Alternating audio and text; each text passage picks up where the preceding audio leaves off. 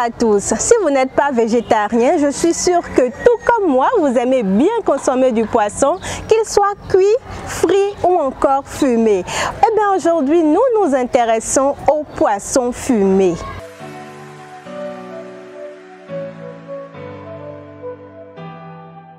Cette manière traditionnelle de fumer le poisson fait appel à l'utilisation de bois, mais aussi émet une grande quantité de fumée qui pollue l'environnement.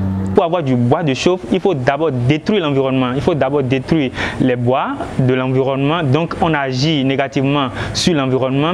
Et lorsque vous utilisez le bois de chauffe ou du charbon pour fumer votre poisson, c'est que vous dégagez du CO2 qui est considéré comme étant un gaz à effet de serre. Le CO2 étant comme un gaz à effet de serre, perfore la couche de l'ozone.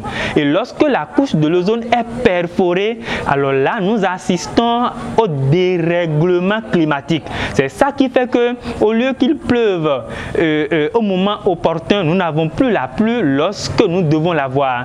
Les personnes qui s'occupent de faire fumer ces poissons sont exposées à de nombreuses maladies. Toutes les parties du corps en contact avec cette fumée sont susceptibles d'être infectées. Il y a quelques années, nous avons fait un travail à Cotonou chez ces femmes-là et nous avons remarqué qu'elles avaient des symptômes assez importants.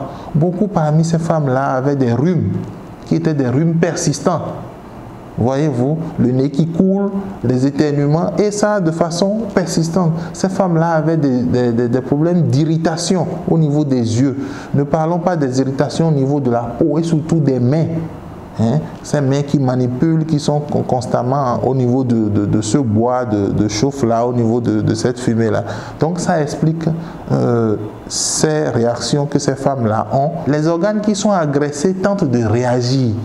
Et en réagissant, ça va, ces organes-là, surtout pour les surfaces de contact, vont s'épaissir. Et ça peut être le nid plus tard de maladies qui peuvent être graves. Je propose désormais aux uns et aux autres d'utiliser le biogaz pour fumer le poisson. Comment ça se passe? Il suffit juste d'utiliser les déchets biodégradables pour produire votre biogaz. Et lorsque vous produisez le biogaz, vous pouvez utiliser ce gaz pour préparer non seulement à la cuisine, vous pouvez également l'utiliser pour fumer le poisson. Vous allez manger sain. Fumer du poisson, oui, mais de nouvelles méthodes existent aujourd'hui pour moins polluer l'environnement et mieux prendre soin de sa santé. Envie d'une bonne santé, prends soin de ton environnement, ils sont liés pour la vie.